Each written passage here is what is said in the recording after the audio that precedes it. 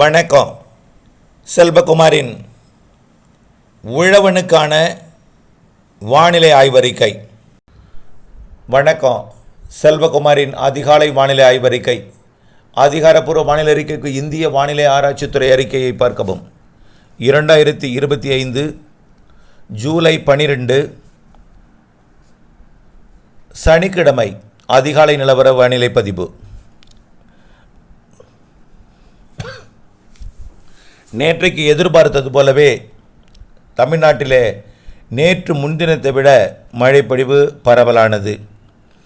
நேற்றைய மழைப்பொழிவு பார்த்திங்கன்னா மதுரை, சிவகங்கை, புதுக்கோட்டை, திண்டுக்கல் மாவட்டத்தில் கிழக்கு பகுதி, மேலும் டெல்டா மாவட்டங்களில் பெரும்பாலான இடங்கள், பல இடங்களை ஒதுக்கியிருந்தாலும் மன்னார்குடி மற்றும் வேளாங்கண்ணி இதன் பகுதிகளெலாம் நல்ல மழைப்பொழிவு.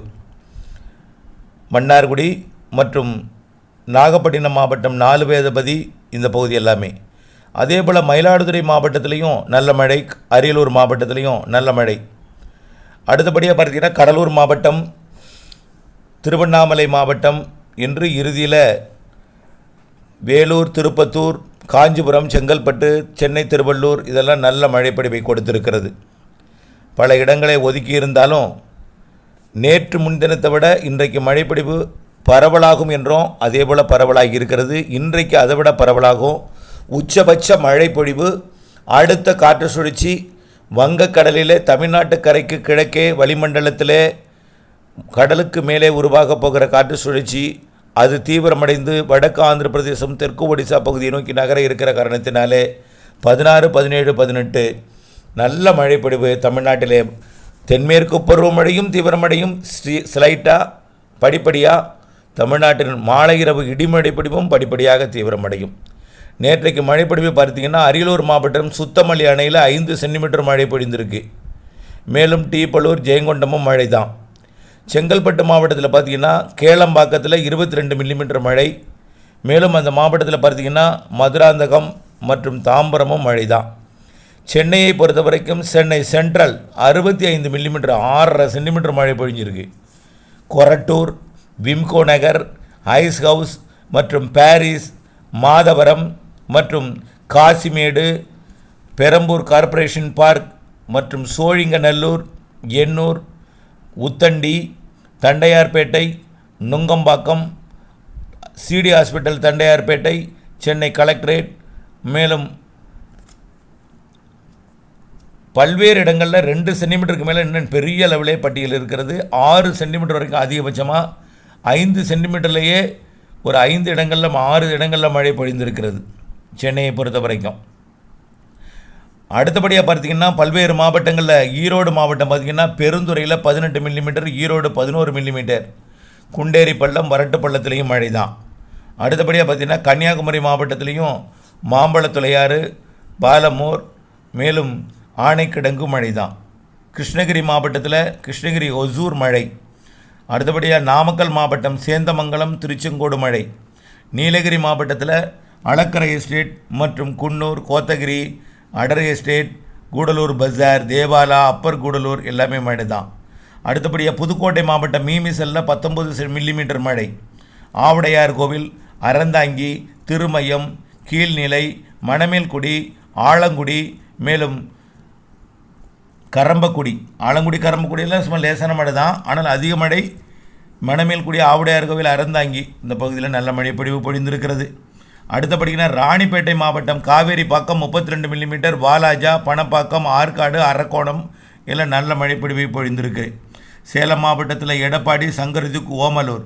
மேலும் சிவகங்கை மாவட்டத்தில் பார்த்திங்கன்னா காளையார் கோவில் 46 மில்லிமீட்டர் 5 சென்டிமீட்டர் பெஞ்சிருக்கு. தேவக்கோட்டையில் 36 மில்லிமீட்டர் கிட்டத்தட்ட 4 சென்டிமீட்டர் வரைக்கும் பெஞ்சிருக்கு. காரைக்குடி, மேலும் சிங்கம்புணரி, மானாமதுரையும் மழை தான். அடுத்தபடியாக தென்காசி மாவட்டம் குண்டார் அணை, மேலும் அடவி நாயனார் கோவில் அணையெல்லாம் மழை தான்.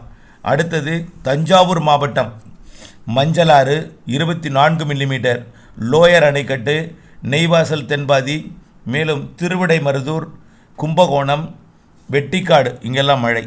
அடுத்தபடியே தேனி மாவட்டத்தில் தேக்கடி, பெரியார். திருவாரூர் மாவட்டம் நீடாமங்கலம் 20 மில்லிமீட்டர் மழை, 2 சென்டிமீட்டர் மழை.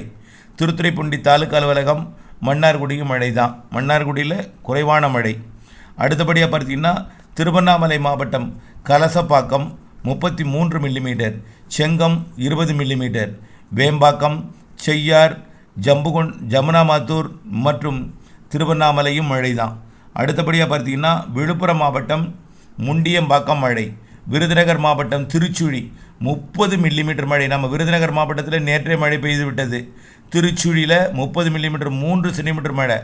அருப்புக்கோட்டையிலையும் 1 சென்டிமீட்டர் மழை. வானிலை அறிக்கைக்குள் போவோம். இன்றைக்கு பார்த்தீங்கன்னா நேற்றை விட மழைப்பொழிவு பரப்பில் கூடும். நாளை 13ஆம் தேதி தென் மாவட்டங்களுக்கும் எதிர்பார்த்துருக்கிறோம்.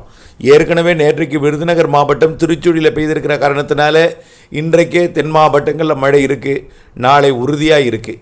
நாளை கன்னியாகுமரி முதல் திருவள்ளூர் வரைக்கும் கடலோரமும், கன்னியாகுமரி முதல் நீலகிரி வரைக்கும் மலையோரமும் நல்ல மழை இருக்கும். கர்நாடக எல்லையோரம் நீலகிரியிலிருந்து பழவேற்காடு வரைக்கும் கிழக்கு தொடர்ச்சி மலைப்பகுதிகளுக்கும் அனைத்து உள் மாவட்டங்களுக்கும் மழை இருக்கும். நாளை 13ஆம் தேதி. இப்படி 14, 15 மழைப்பொழிவு படிப்படியாக திங்கள் செவ்வாய் அதிகரிக்கும். 16 புதன்கிழமையிலிருந்து புதன் வியாழன் வெள்ளி சனி, அது வரக்கூடிய புதன் வியாழன் வெள்ளி சனி மாலை இரவு கனமழை பொழிவாகவும் பல்வேறு மாவட்டங்களுக்கு ஒரு நல்ல மழைப்பொழிவை கொடுக்க இருக்கிறது. படிப்படியாக தென்மேற்கு பருவமழையும் தீவிரமடையும். கடந்த 2 நாட்களாக தென்மேற்கு பருவமழை சாரல் இல்லாமல் இருந்தது. நேற்று இரவு இன்றைக்கு அதிகாலையிலிருந்து சாரல் தொடங்கி இருக்கு. மெல்ல சாரல் இன்று மாலையிலிருந்து அதிகரிக்கும். படிப்படியாக சாரலாக இருப்பது லேசான மழையாக மாறி, மிதமான மழையாக மாறி, சற்று கனமழையாக மாறி, கனமழையாக மாறி, மிக கனமழை பொழிவாக 16, 17, 18 பெய்ய தொடங்கிவிடும். காற்றின் போக்கை இந்த வரைபடத்தில் பார்த்தால் உங்களுக்கு புரியும். காற்று குவிதல் கேரளா வழியாக ஏற்பட போகிறது 16, 17, 18 தேதிகளிலே. வங்கக்கடலிலே காற்று சுழற்சி ஏற்பட்டு காற்றை வழிநடத்தும் அமைப்பு தமிழ்நாட்டின் ஊடாக கேரளா வழியாக இருக்கும் என்று எதிர்பார்க்கப்படுகிறது. இதன் காரணமாக மேற்கு தொடர்ச்சி மலை அணைகள் நீர்பிடிப்பு பகுதிகளில் 16, 17, 18 நல்ல மழை பொழிவையும் கனமழை பொழிவையும், நீலகிரி வால்பாறை போன்ற பகுதிகளிலையும் காவிரி நீர்பிடிப்பு பகுதிகளிலையும் ஜூலை 16, 17, 18 மிக கனமழை பொழிவும் அதிக கனமழை பொழிவும் அதீத மழை பொழிவு கூட தெரிகிறது. அதனைத் தொடர்ந்து தமிழ்நாட்டில் அது சாரல் மழை பொழிவாக கணவாய் காற்று பகுதிகளிலையும் மேற்கு மாவட்டங்களிலையும் கொடுக்கும். அதே வேளையில் பிறகு வெப்பசலன மழை பொழிவாக மாறி காற்று சுழற்சி குளிர்விக்க வெப்பத்தால் லேசான காற்றை கடலோரம் வந்து தேக்கி குளிர்விக்கும் அமைப்பாக ஏற்படுத்தி வரக்கூடிய 16, 17, 18 கடலோர மாவட்டங்களுக்கு கனமழை பொழிவு காத்திருக்கிறது. 19, 20 மழை உண்டு. அது இப்பொழுது இருக்கக்கூடிய மழைப்பொழிவு சற்று குறைவாக இருக்கும். ஆனால் மழை இருந்து கொண்டே இருக்கும். தென் மாவட்டங்களை விட மத்திய மாவட்டங்களுக்கு கூடுதலாகவும், அதை விட டெல்டாவிற்கு கூடுதலாகவும், அதை விட டெல்டாவிற்கு உள்ளே தான் கூடுதலாக இருக்கும். முதல்ல கடலோரம் ரொம்ப போராடி முன்னேறும்.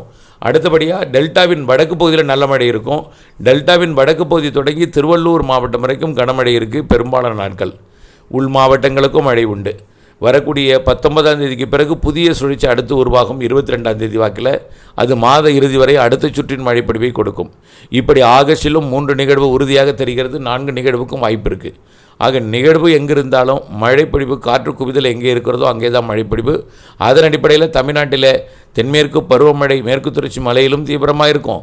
வெப்பசலன இடிமழைப்பொழிவு காற்று சுழற்சி மழைப்பொழிவெல்லாம் தமிழ்நாட்டின் கடலோர மாவட்டங்கள் வரைக்கும் நல்ல ஒரு மழைப்பொழிவை ஆகஸ்டில் கொடுக்கும். செப்டம்பர் 2வது வாரம் முதல் மேலும் தீவிர மழைப்பொழிவு இருக்கிறது. தொடர்ந்து வானிலை ஆய்வறை கூட இணைந்திருந்து வானிலை அறிந்து விவசாயம் செய்திட அன்போடு கேட்டுக்கொள்கிறேன். நன்றி.